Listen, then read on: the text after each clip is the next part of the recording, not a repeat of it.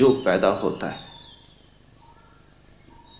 वह अनिवार्य रूप से रूपांतरित होता है।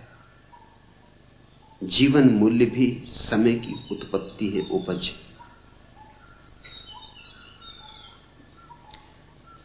वैदिक ऋषियों के समय में जो सही था आज सही नहीं। आज जो सही है शायद कल सही नहीं होगा। रोज जागरूकता से देखते रहना जरूरी है कि समय की धारा जब बदले तो हम भी बदले। लेकिन हम कल में जीते और अस्तित्व सदा आज है। हम होते हैं कल में, बीते कल में, और अस्तित्व है आज। हमारा तालमेल टूट जाता है, इससे महादुख पैदा होता है, इससे नरक निर्मित हो जाता है, क्योंकि हम हमेशा चूकते चले जाते हैं। वर्तमान से संबंध ना हो पाए तो परमात्मा से भी संबंध हो नहीं सकता, क्योंकि वर्तमान परमात्मा है और हम रहते हैं अतीत में। हमारी धारणाएं अतीत की वो कितनी ही मूढ़तापूर्ण हो जाएं, मगर हम उन्हें दोहराए जाते हैं, हम पीटे चले जाते हैं। हम कहते हैं हमारे बाप दादों के समय से चली आई। कभी उनकी अर्थवत्ता रही होगी, जरूर रही होगी। वे पैदा इसलिए हुई कि समय की मांग रही होगी, लेकिन अब उनका कोई मूल्य नहीं। जैसे वैदिक ऋषि आशीर्वाद देते थे नव दंपतियों को कि तुम्हारे बहुत बच्चे हों। आज अगर कोई ये आशीर्वाद देगा तो गलत होगा। आज तो आशीर्वाद होना चाहिए तुम्हारे बच्चे बिल्कुल ना हो।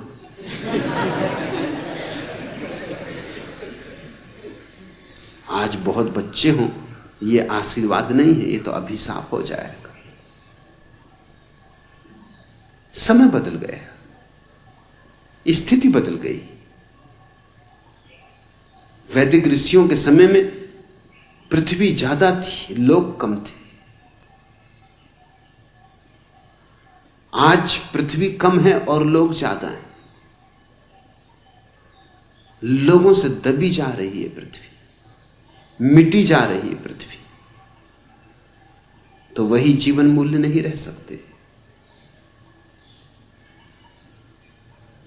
मुझसे लोग पूछते हैं कि संतति नियमन का उपयोग करना, तो जो आत्माएं रुक जाएंगी, पैदा ना हो पाएंगी, उनका क्या होगा?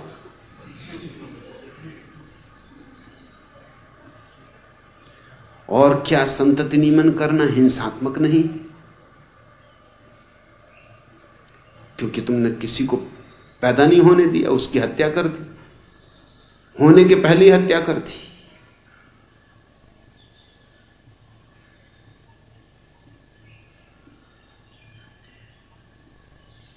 जो आत्मा पैदा नहीं हुई वो कोई और द्वार दरवाजा खटखटाएगी। कोई तुम्हारी द्वार दरवाजा है, कोई तुम एक ने ही ठेका ले रखा है। तुम जैसे मूड बहुत है।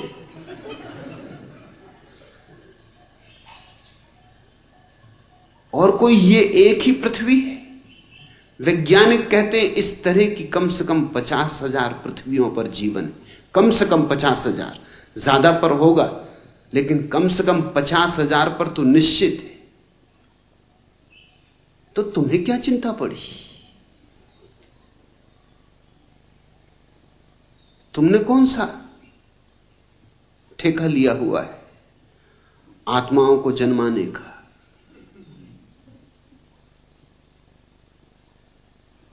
जो चलाता है इस विश्व को, चलाएगा उनको भी। उसकी जिम्मेवारी, उसकी समस्या वो समझे।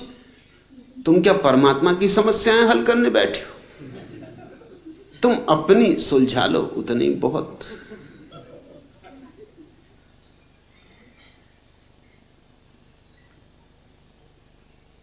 लेकिन लोग तरह तरह के प्रश्न पूछते हैं सिर्फ इसलिए कि पुरानी धारणा किसी तरह बची रहे, किसी तरह हम पुराने से चिपके रहे। और सब बदल गया है।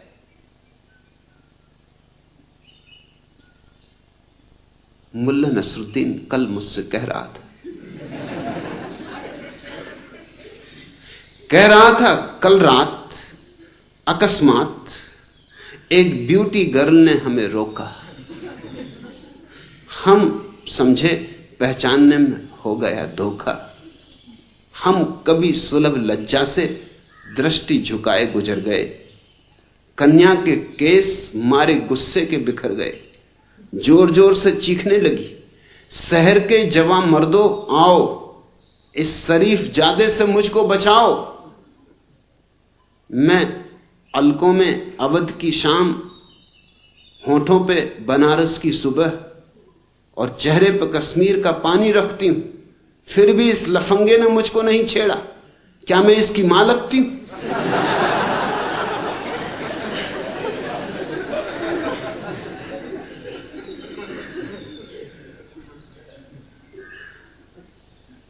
जीवन रोज बदला जाता है। पुराने मूल्य बह जाते पानी में, नए मूल्य आ जाते। पुरानी धारणाएं टूट जाती, नई धारणाएं आ जाती। सोच में पड़े हैं सेठ किशोरी रमन, क्योंकि डाकुओं ने उनकी पत्नी का कर लिया अपहरण। अब आया है पत्र उनके पास कि आप 1 किलो सोना गंदे नाले पर रख दीजिए, जो कि हमारे द्वारा स्वयं सहज लिया जाएगा, और यदि आपने ऐसा न किया तो आपकी सेठानी को वापस भेज दिया जाएगा।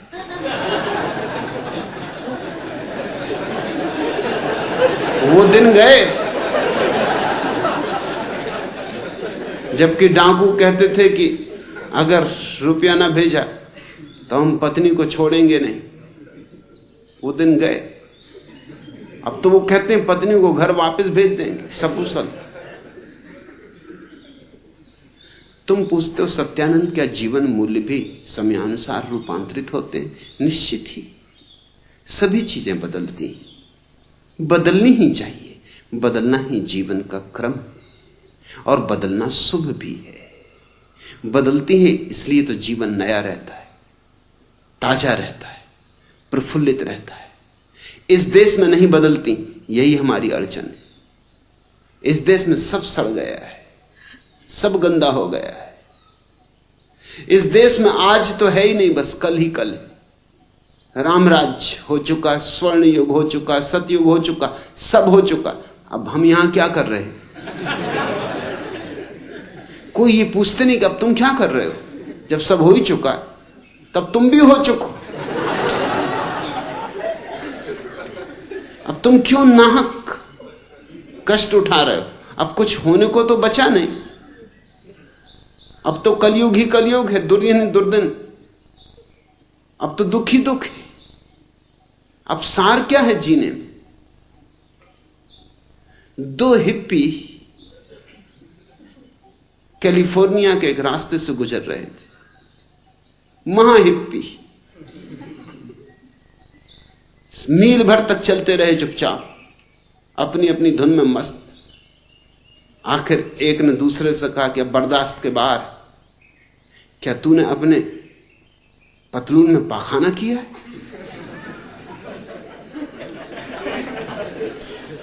इतनी भयंकर बदबू आ रही है, और मील भर से मैं देख रहा हूं कि अगर ये बदबू कहीं और से आ रही होती तो छूट गई होती पीछे, मगर ये साथ ही चल रही। दूसरे ने कहा कि नहीं नहीं, बिल्कुल नहीं। मगर पहला भी ऐसा मानने वाला, उससे उतार पतलून।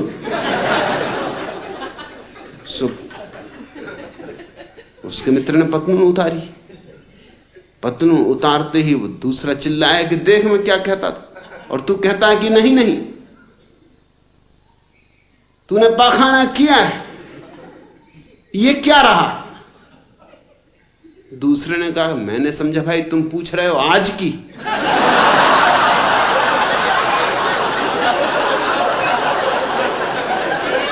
आज नहीं किया।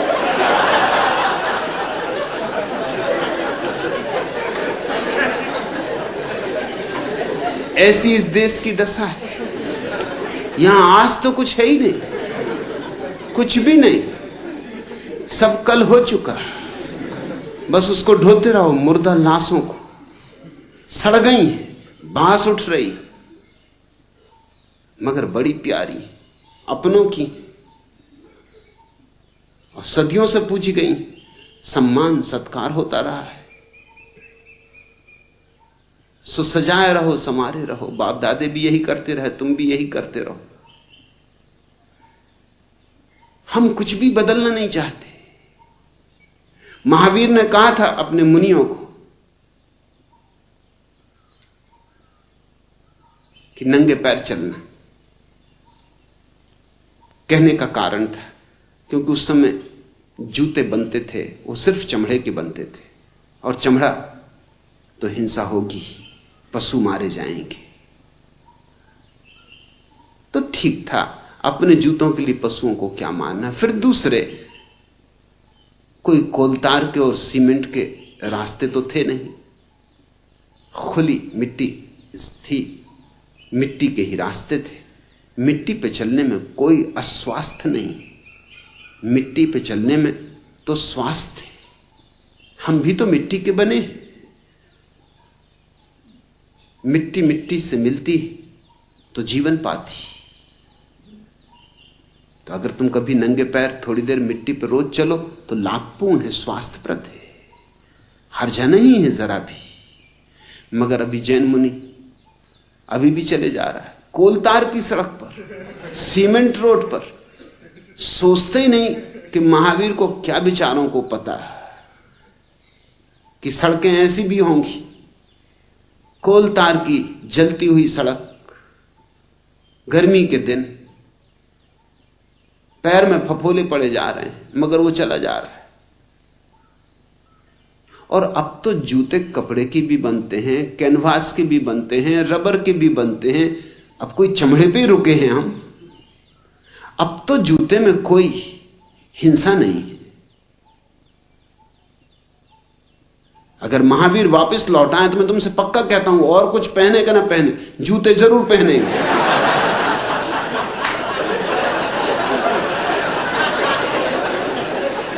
एक दिन एक आदमी ने और उसकी पत्नी ने मुल्ला नसरुद्दीन के द्वार पर दस्तक दी। दरवाजा खोला, नसरुद्दीन ने झांक के देखा, पति पत्नी खड़े। पति पत्नी बहुत हचकचाए क्योंकि मुल्ला बिल्कुल नंगा था, जूते पहने था और टोप लगाया था, टाई भी बांध रखी थी। अब एकदम से जा भी नहीं सकते थे, अब आ ही गए। और मुल्ला भी नहीं कह सकता कि जाओ, पुराने परिचित थे, कहा आइए आइए विराजी, बड़े सौभाग्य। पति आगे घुसा, पत्नी छिपी छिपी पीछे। पति तो इधर उधर देखने लगा, क्या कहे क्या ना कहे। कुछ सोच के भी आया था जिस काम से, वो भी एकदम भूल गया। ये नंगा आदमी, और बिल्कुल नंगा होता तो भी ठीक था कि टोपी लगाए, जूते भी पहने और टाई भी बांधे है, और बाकी सब चीजें नदारत, असली चीजें नदारत। मगर पत्नी से न रहा गया। पत्नी ने कहा कि मुल्ला जी, क्या मैं पूछ सकती हूं कि आप नंगे क्यों बैठे? मुल्ला ने कहा कि भाई, इस समय मुझे मिलने कोई आता ही नहीं, ये मेरे फुर्सत का समय, विश्राम का समय। सो घर में कोई है ही नहीं, तो अकेला अपने मस्त नग्न बैठता हूं, आराम करता हूं। अब दिन भर कसे कसे बेल्ट बांधे हुए हैं, पैंट बांधे हुए हैं, जैकेट पहने हुए हैं, कोट चढ़ाए हुए हैं, जान निकल जाती। तो जरा आराम कर रहा था, तो उसने कहा ये भी समझ में आ गया। तो फिर ये जूते और ये टाई और ये हैट, ये क्यों पहने हुए हो? तो मुल्ला ने कहा कि ये इसलिए कि शायद भूले भटके कोई आ ही जाए, अब तुम ही आ गए। ऐसा कभी कभी कोई भूले भटके आ जाए। मैं तुमसे पक्का कहता हूं, महावीर अगर दोबारा हो तो जूते जरूर पहनेंगे। टाई और हैट की तो मैं नहीं कह सकता, वैसे अच्छा रहेगा। चटाई का हैट धूप धाप में बचाव भी करेगा और चटाई में कोई हिंसा भी नहीं। जापानी ढंग का चटाई का हैट सुंदर रहेगा।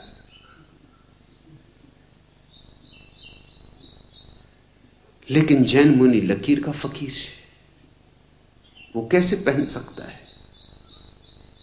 पैर में फफोले पड़ जाते हैं जैन साध्वियों के, साधुओं के, कपड़े बांध लेते हैं उन पर। मेरे पास एक दफा जैन साध्वियां मिलने आई, उनके पैर में फफोले, घाव, उन पर वो कपड़े बांधे हुए, कपड़े भी उन्होंने इस तरह से बांधे हुए कि करीब करीब जूते का काम दे रहे हैं। मैंने कहा ये मतलब क्या है? फिर जूते में क्या हर्जा है? इतना चिंधियां बांधी हैं कि वो करीब करीब जूते का काम ले रही हैं उन चिंधियों से। इतनी गंदी चिंधियां ढोने की बजाय कपड़े के जूते में क्या हर्ज? उन्होंने कहा आप कहते हैं तो हम भी समझते, मगर शास्त्र ने नहीं लिखा है।